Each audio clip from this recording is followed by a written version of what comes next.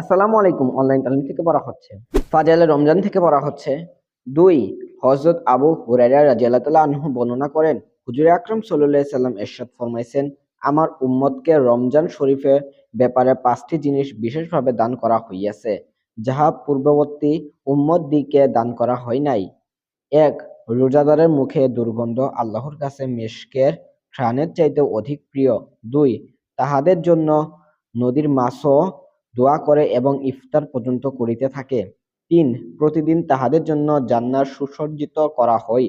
অতঃপর আল্লাহ তাআলা ইরশাদ করেন, অস্তিত্বর আমার নেক বান্দারা নিজেদের উপর হইতে দুনিয়ার কষ্ট ক্লেশ সরাইয়া তোমার কাছে আসিবে। ৪ এই মাসে দুষ্ট ও অবাধ্য শয়তানদিগকে আবদ্ধ করিয়া রাখা হয়, ফলে অন্যান্য মাসে তাহারা যেই সমস্ত খারাপ কাজ পর্যন্ত পৌঁছিতে পারিত, এই মাসে সেই পর্যন্ত পৌঁছিতে পারে না।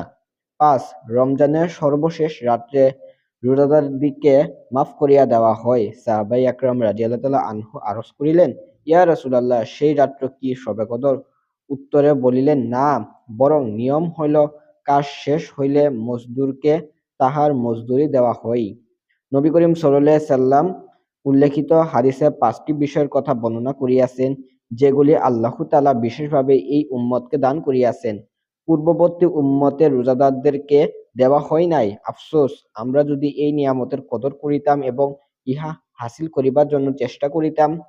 ১ রোজাদারের মুখের দুর্গন্ধ, যাহা ক্ষুধা অবস্থায় সৃষ্টি হয়, আল্লাহ তাআলার কাছে মিশকের আম্বারের চাইতেও বেশি প্রিয়। হাদিস ব্যাখ্যাকারের মতে এই কথাটি ৮টি অর্থ হইতে পারে। সব কয়টিই আমি মুয়াত্তা কিতাবে ব্যাখ্যায় উল্লেখিত করিয়াছি, তবে আমি অধ্যম লেখক এর দৃষ্টিতে এগুলির মধ্যে ৩টি অর্থ গ্রহণগণ্য।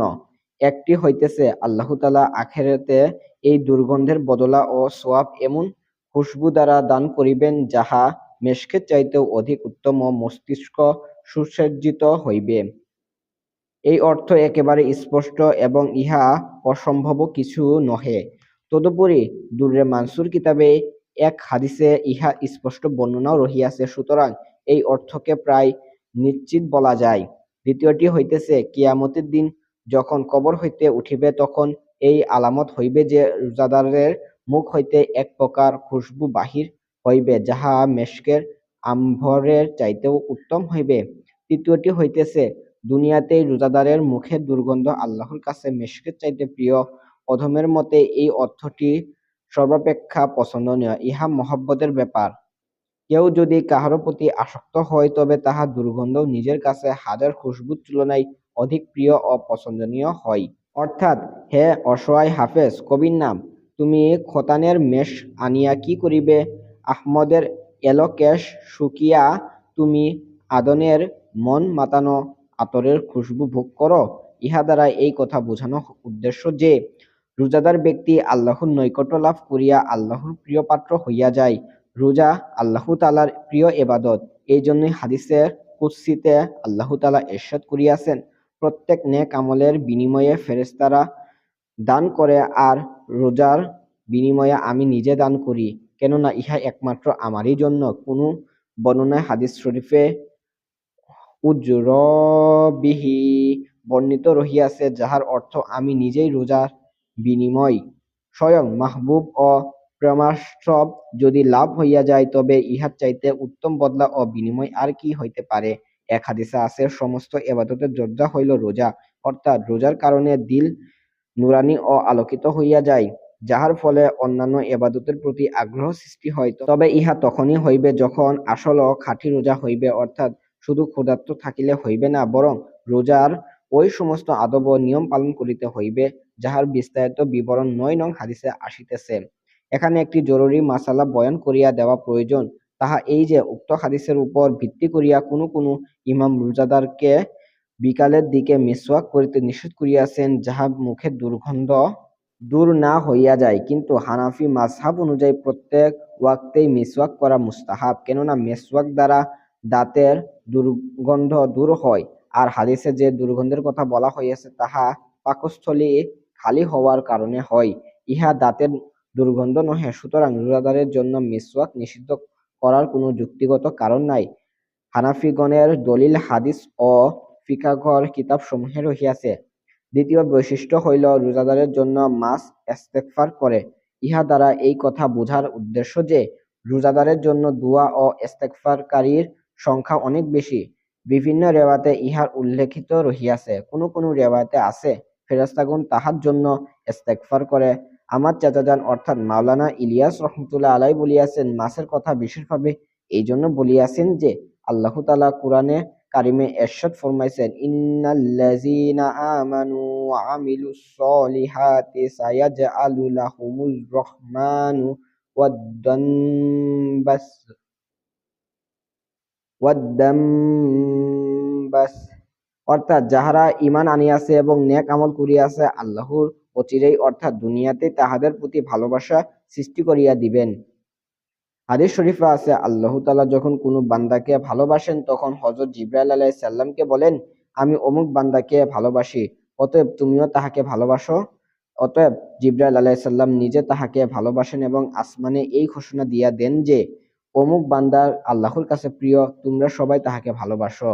অতএব সমস্ত আসমানবাসী তাহাকে ভালোবাসিতে শুরু করে। এইভাবে জমিনেও তাহার মহব্বত ও জনপ্রিয়তা সৃষ্টি করিয়া দেওয়া হয়।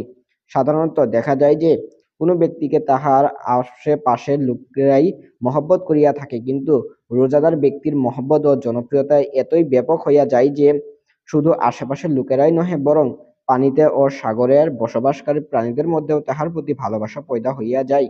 অতএব ইহারাও তাহার জন্য দোয়া করে। তাহার প্রতি মহব্বত এত ব্যাপক হয় যে স্থলভাগ অতিক্রম করিয়া পানি জগতে পৌঁছিয়া যায়, যাহা জনপ্রিয়তার সর্বশেষ স্তর। ইহাতে বনের প্রাণীরাও যে রোজাদারের জন্য দোয়া করে তাহা বুঝে আসিয়া গেল। তৃতীয় বৈশিষ্ট্য হইল জান্নাত সুসজ্জিত করা হয়।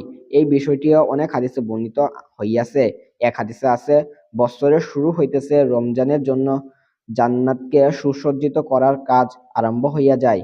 আর সাধারণ নিয়মই ইহাই যে যে ব্যক্তির আগমনের গুরুত্ব যত বেশি হয় সেই অনুপাতেই পূর্ব হইতে তাহার জন্য ব্যবস্থা করা হয়। যেমন বিবাহ শাদীর আয়োজন ও ব্যবস্থাপনা কয়েক মাস পূর্ব হইতেই শুরু করা হয়।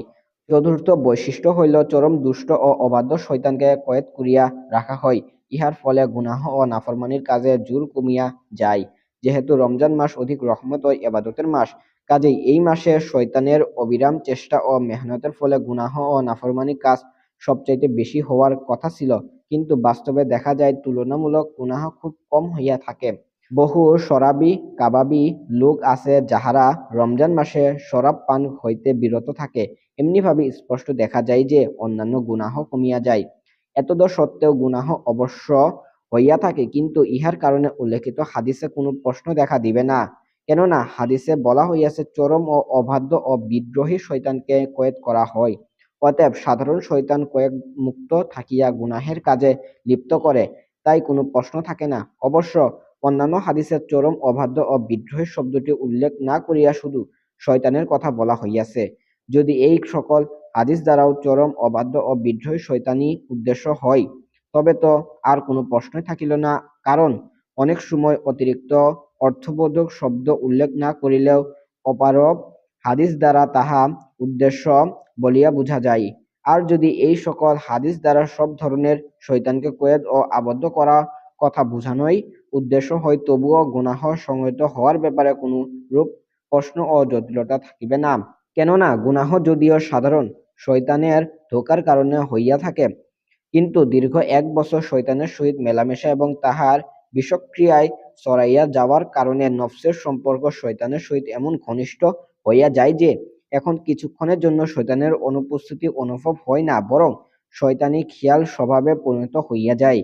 তাই দেখা যায় রমজান ছাড়া অন্য সময় যাহাদের দ্বারা গুনাহের কাজ বেশি হয়, রমজান মাসে তাহাদের দ্বারাই বেশি হয়।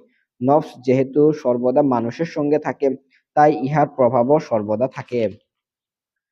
দ্বিতীয়ত হুজুর সাল্লাল্লাহু আলাইহি সাল্লাম ইরশাদ ফরমাইছেন, মানুষ যখন কোনো গুনাহ করে তখন তাহার অন্তরে একটি কালো দাগ পড়িয়া যায়। ইহার পর যদি সে খাঁটি তওবা করে তবে ওই দাগ দূর হইয়া যায়, নতুবা উহা লাগিয়াই থাকে। পুনরায় যদি গুনাহ করে তবে অনুরূপ আরেকটি দাগ পড়িয়া যায়। এইভাবে দাগ পড়িতে পড়িতে তাহার অন্তর সম্পূর্ণ কালো হইয়া যায়।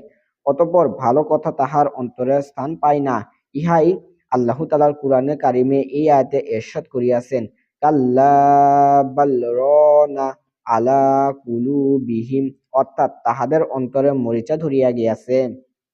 এমন অবস্থায় ওই সমস্ত অন্তর গুনাহের দিকে নিজেই ধাবিত হই। এই কারণেই বহু লোক এমন রহিয়াছে যাহারা কোনো এক ধরনের গুনাহ নিষিদ্ধাই করিয়া ফেলে, কিন্তু ওই ধরনের অন্য কোনো গুনাহ যখন সম্মুখে আসে তখন অন্তর তাহা করিতে রাজি হয় না। যেমন শরাবখোরকে যদি শকরের গোশত খাইতে বলা হয় তবে সে খাইতে চাহিবে না, অথচ গুনাহের দিক হইতে উভয়টি সমান। অনুরূপভাবে রমজান ছাড়া অন্য সময় যখন গুনাহ করিতে থাকে তখন তাহাদের অন্তর উক্ত গুনাহে অভ্যস্ত হইয়া যায়, অতঃপর রমজান আসার পর আর শয়তানের প্রয়োজন হয় না, এমনিতেই গুনাহ হইতে থাকে। মোট কথা, হাদিস দ্বারা যদি সব ধরনের শয়তানকে কয়েদ ও আবদ্ধ করার উদ্দেশ্য হয় তবু রমজান মাসে গুনাহ হওয়ার ব্যাপারে কোনো প্রশ্নের কারণ থাকে না। আর যদি শুধু চরম ও দুষ্ট ও বিদ্রোহী শয়তানকে আবদ্ধ করার উদ্দেশ্য হয় তবে তো আর কোনো প্রশ্নই থাকে না।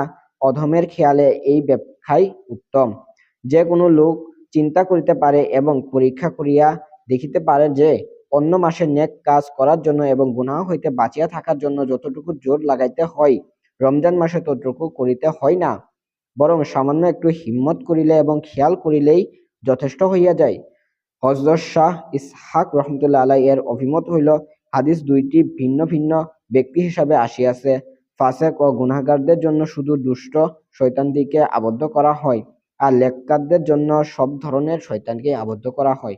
পঞ্চম বিষয়টি হইল এই যে রমজানের সর্বশেষ রাত্রে রোজাদারকে মাফ করিয়া দেওয়া হয়। এই বিষয়টি প্রথম হাদিসে উল্লেখ করা হইয়াছে। যেহেতু রমজান মাসে শবে কদর সর্বশ্রেষ্ঠ রাত্র, তাই সাহাবায়ে একরামের মনে এই খেয়াল উদয় হইয়াছে যে এত বড় ফজিলত তো শবে কদরের জন্যই হইতে পারে, কিন্তু রাসূল সাল্লাল্লাহু আলাইহি সাল্লাম বলিয়া দিয়াছেন যে ইহা ভিন্ন ও স্বতন্ত্র ফজিলত, যাহা রমজান শেষ হওয়ার সাথে সম্পর্ক রাখে।